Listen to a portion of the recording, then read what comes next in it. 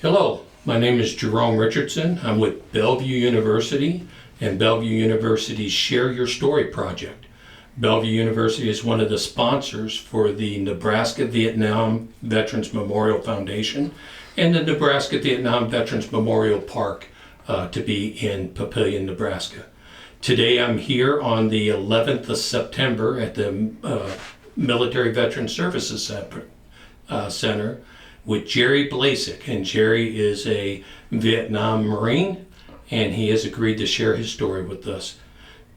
Thank you, Jerry. If you can give your full name, Jerry, and a little bit about your background growing up. Be happy to. Full name is Gerald A. Blasig. Born in 1946. Born in a little town called Beatrice, Nebraska.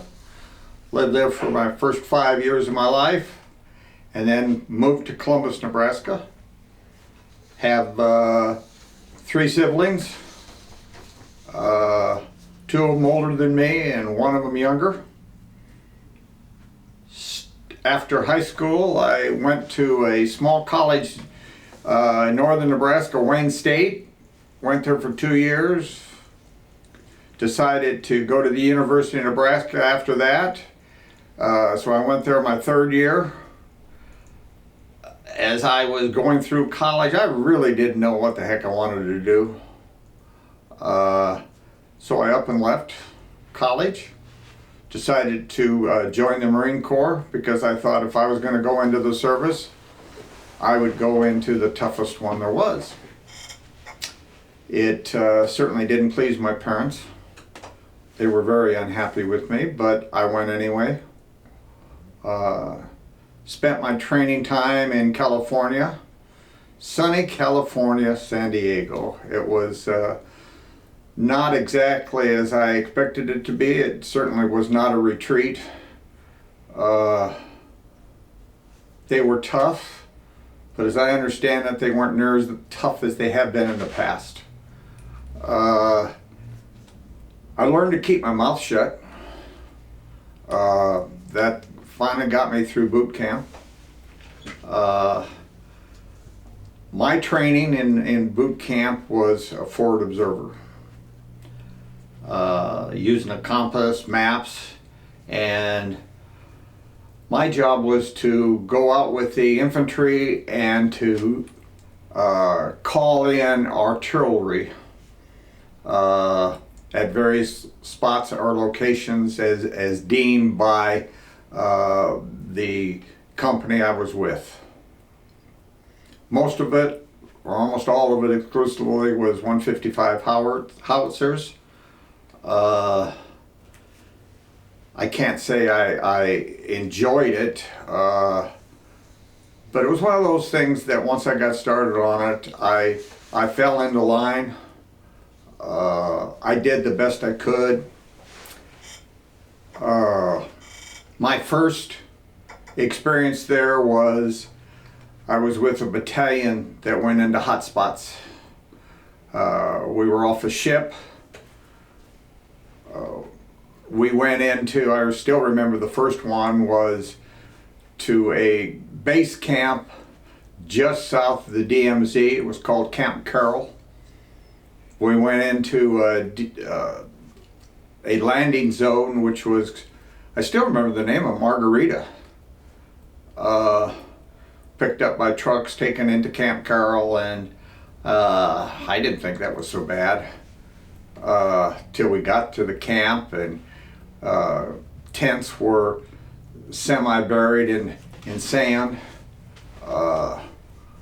Spent a couple of days there, and then we went on I think it was a 66-day trip in the DMZ, chasing a artillery unit from North Vietnamese.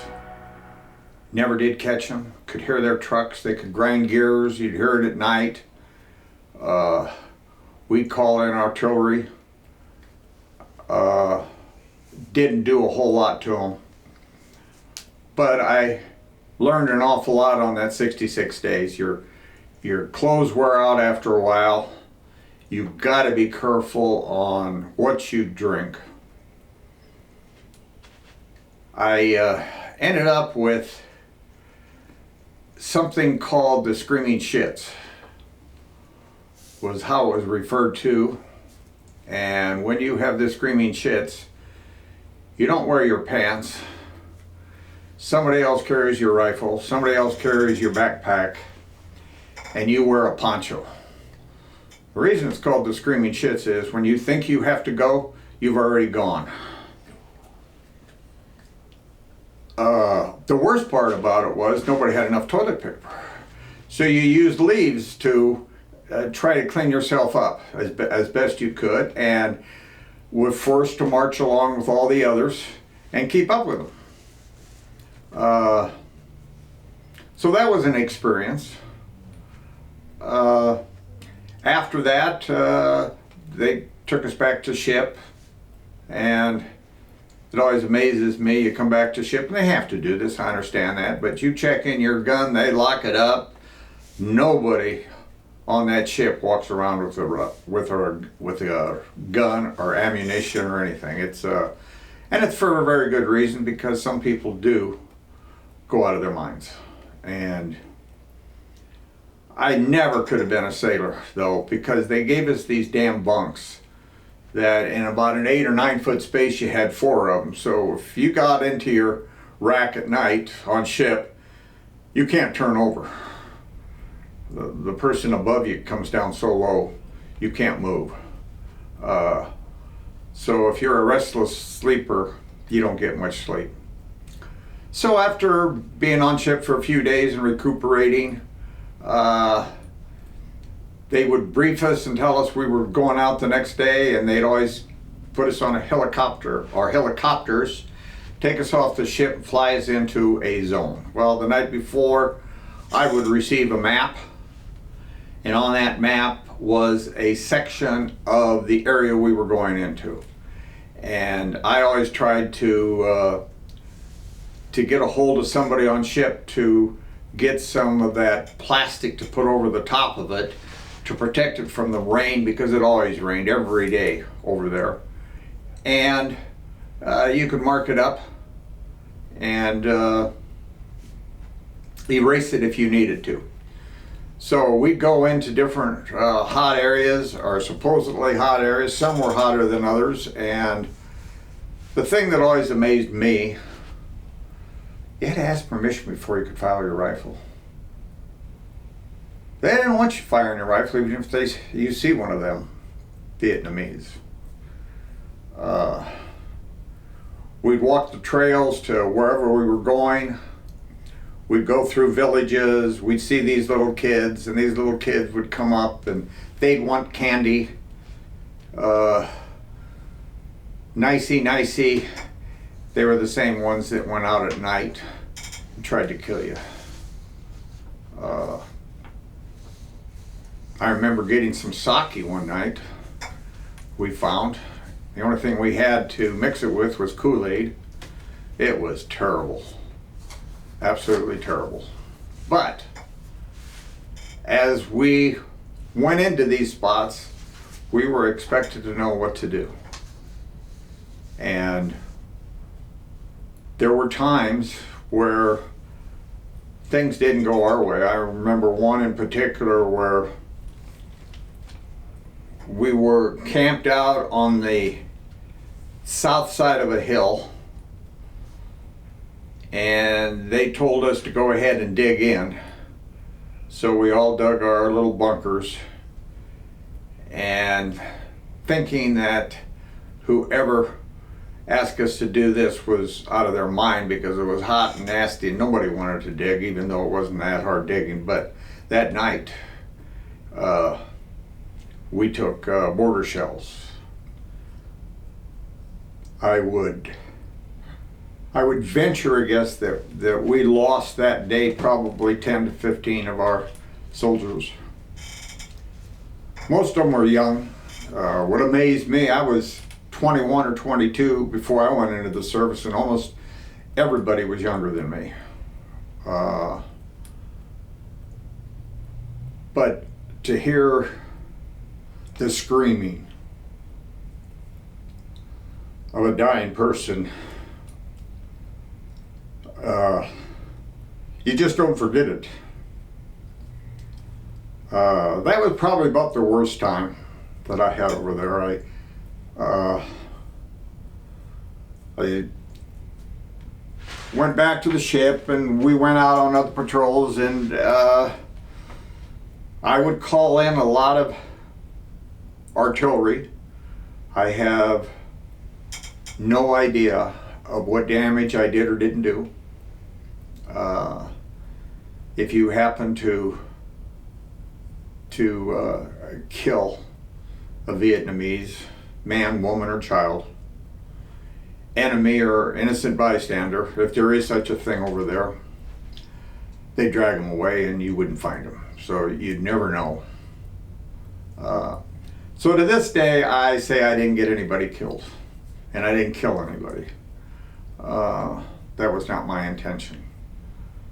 But it was 13 months of continually going to and from the ship into various hotspots. The thrill of my stay over there was I got to shoot shells off the USS Missouri out in the sea.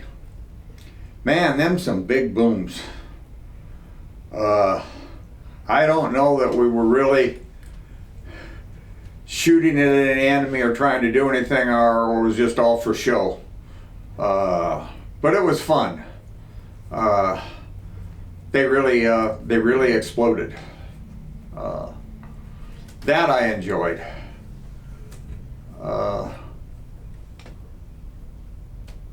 I was, like I say, a forward observer. I wasn't an officer. Most of them were officers. I had a radio operator that went with me. I went through 5 different radio operators. None of them were killed. Some were injured. But they were the ones that carried the radio that I used to communicate with, and their backpack, and at times they became a target because of the radio on their back. But I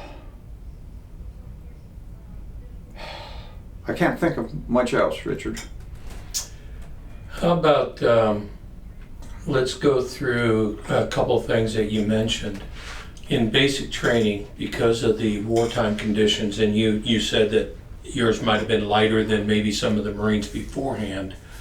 Well, it certainly isn't lighter than our Marines today. Is there certain life lessons that Jerry helped you when you went into the field, and B, that you carry with you today in your professional career, and that's who you are? I really can't think of much, if anything, right now that helped me out in my career. Boot camp, some of the things they did just didn't make any sense to me. I mean, you have reveille in the morning, and that's not to get up, that's to come out on the parade ground. So we had to have people taking turns to stay up all night long in order to get everybody up before reveille went off so that we could go out onto the parade field. And if you didn't, there were punishments. I don't understand the necessity of going to the restroom with your drill sergeant telling you to stop and start peeing. And getting smacked if you didn't. I didn't learn any life lessons from that. It was a control issue. I understand that. My mother, bless her heart, sent me a box of cookies. Well, that didn't go over well with the drill sergeants. I had to go to their Quonset hunt and sit there in a corner and eat all the cookies without throwing up.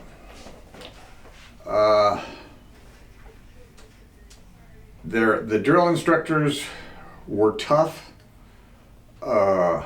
But again, some of their, in my opinion, some of the things they did really weren't toughness issues.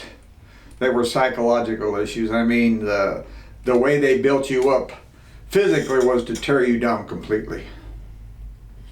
And then start from there.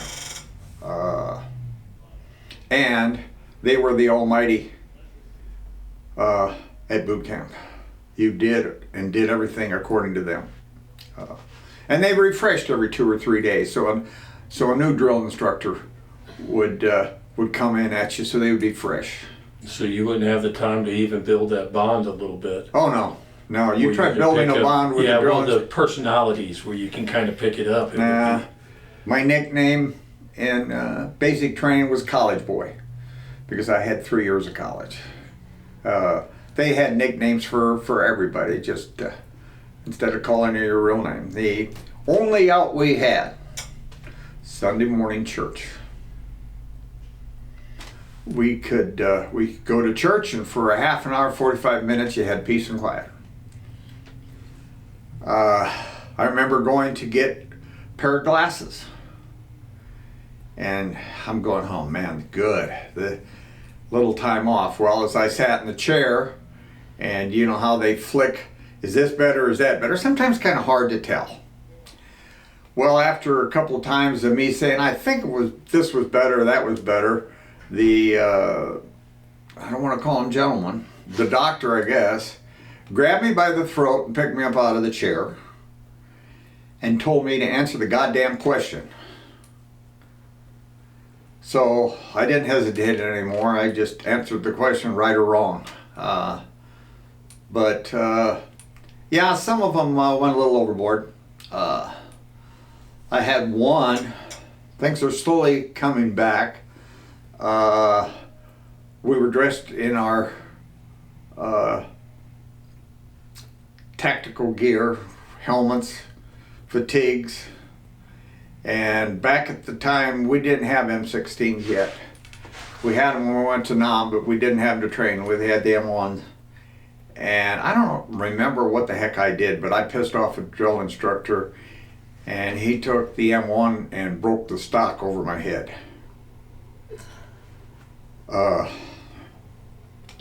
Again, I think that's a little overkill, but boy, it sure rang my bell. Right.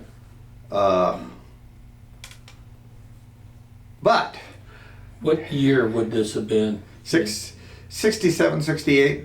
I was in Nam in 68 and 69. I wonder if any of that had to do with casualty numbers starting to increase so much as they did tail end of 66 going into that. Maybe somebody had thought, hey, we're too lenient, or you know what I mean? Sometimes they look at those things and what are we not teaching them or what, you know? They had something in basic training called a fat farm. I don't know if you're familiar with it or not, but there have been people in the fat farm that have been there for months. They just don't make it out of basic training.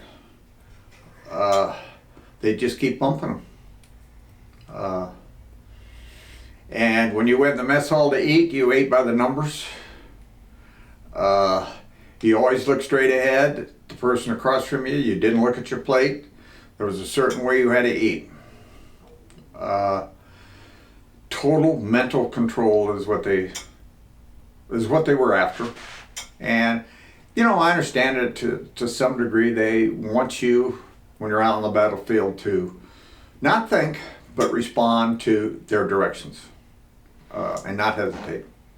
So it's some of the things, because I know you, and I've seen what you've created out here at the Bellevue University, and you've always ran a pretty darn good ship. You get things done. Was there anything from your experience in Vietnam itself that you were able to carry with you beyond the experience to what you every day-to-day life? And it doesn't have to be work-wise. It just could be philosophies in here that you kind of live by. Well, the one thing that comes to mind is, as you go out as a unit and I'm out with the grunts. These are the guys that are carrying everything on their backs. We didn't have vehicles. We were walking everywhere we went. And there was a camaraderie that developed. And I always was with the same unit, and we tried to help each other to some degree. I think if nothing else, that stuck with me. You didn't have that drill sergeant mentality out in the field. Even the people who were leading us did not have that mentality. It was a lot of times they ask you instead of telling you. Not all the time, but it was much more congenial, and we worked as a unit. And I think I brought part of that back with me. I would much rather ask somebody to do something than tell them to do something. I just think you get further. Well, I would tend to agree with you. And there was always the assumption that I had that if they don't know why you asked them, then explain the need. That way they have a little bit more motivation behind performing it because they know that I'm doing it because of this. Versus, like you said earlier, well, that didn't make sense. I couldn't see why they did this because it didn't seem to fall into a reasoning behind it, you know. How about, Jerry, when you came back home? I know that it's a very controversial time. Some veterans have shared with us some of the things that we kind of know from our history, and others said, well, you know, that didn't happen with me because I was in a military community or whatever. But what was it like coming back home? I was a piece of shit. You almost didn't tell people that you were now a veteran because it worked against you. It wasn't that I was ashamed of it.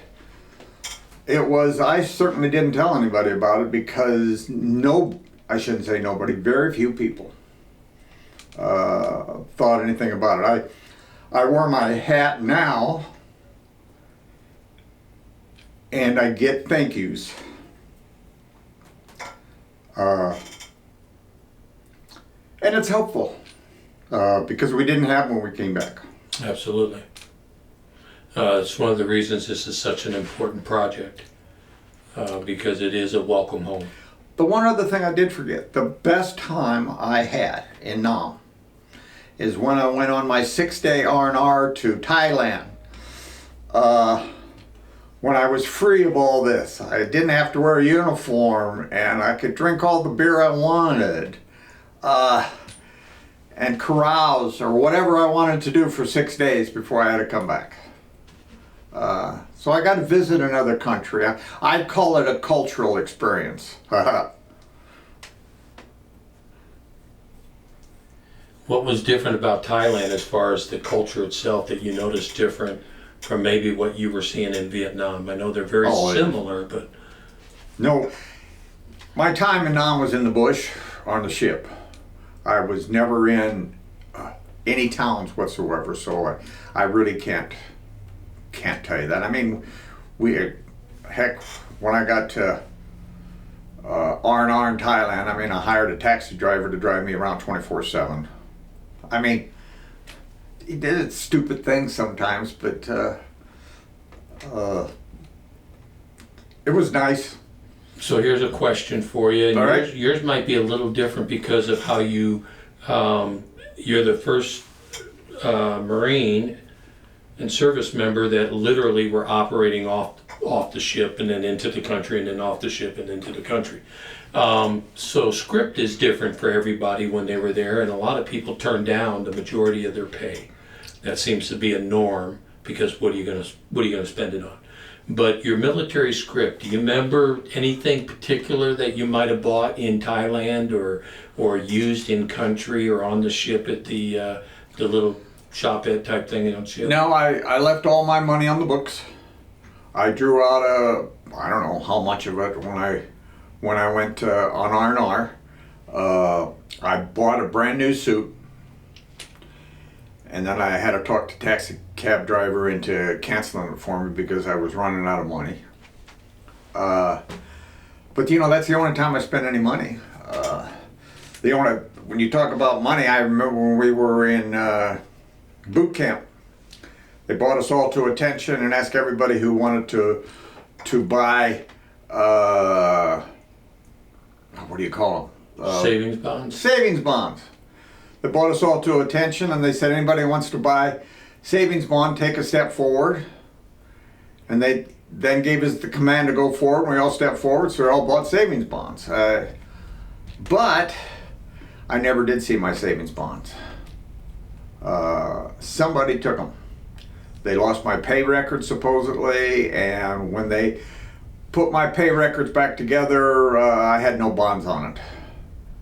So somebody in the military made off with it, kind of ticked me off. My dad was upset, and I know he called some senators or whatnot, but we got absolutely nothing out of it. Wow. But that kind of left me a sour taste in my mouth. I mean, I was like 22, 23, and I was almost ready to conquer the world, not quite. But definitely had my own thoughts about things. Yeah. Well, that adds up, and the money, if you do the equation, would have been significant. So. Matter of fact, when I got out, I looked at which states paid the highest unemployment rate. California. And well, I knew in the service there was a friend of mine, David Luke, who I knew, and he lived in California. So I retired in California where I could draw unemployment. Came back home here, had some money from the service, bought myself a beautiful, I think it was a 1966, yeah, but that sounds too new. I don't think it was that new. I bought a Corvette. Drove out to California and just had a high old time for about 6 months. Nobody wanted to hire me because I had 3 years of college. So I finally decided that if I was going to do anything in my life, I better come back to Nebraska and get my degree and try to make something out of myself. I was having too much fun out there. Where did you finish your degree at? Lincoln. Lincoln? Yeah. UNL? UNL. Very cool.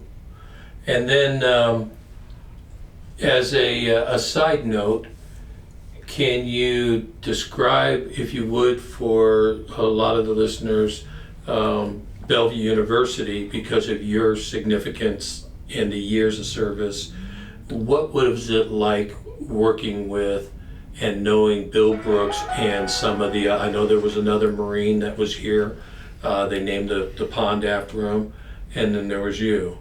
What was it like working together or knowing these folks? Did you guys have any additional camaraderie beyond just the university?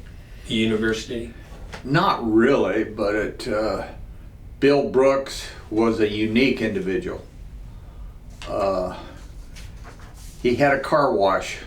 This was back when you put a few quarters into a slot, you pulled it in, and you had a wand, and I'd go up there sometimes, and he'd see me, and he'd wave at me, and he said, "Oh, never mind, Jerry," and he'd go put quarters in for me, and you know, to wash the car. And he was just always such a down-to-earth individual. At board meetings or whatnot, and I didn't have a lot of dealing with him. I was, you know, the president did of the university and the foundation, and I at times did, but there was Cliff Nelson was another one who was just a tremendous individual.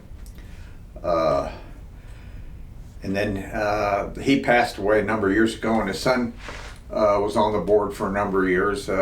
AC Nelson Camper Services, and there were some great individuals. Fred Hawkins was another one, and him and I got to know each other quite well. As a builder, and a lot of stuff that I did was building, and a lot of times Hawkins got it. And when we did a building, it was almost impossible to get a storeroom in a building. with Fred Hawkins watching over your back. Because it's just, they were not productive. So I'd have to call some of them offices. He didn't have any trouble with offices, but he had trouble with Storerooms. storerooms. Yeah, and as you know, we use those quite Oh. often around here. Yeah, absolutely. And everybody's got their own, and they need it. So, Yeah. very, very neat. As we get closer to the end here, any words, pearls of wisdom for that young person today who's thinking about joining, but watched almost the same things happen that happened in your time of service with what's gone on in Afghanistan? So it's not a political message, but we also know with our all-volunteer force, if we don't have volunteers, then they will go back to a draft. They don't have a choice. Any wisdom there for your service?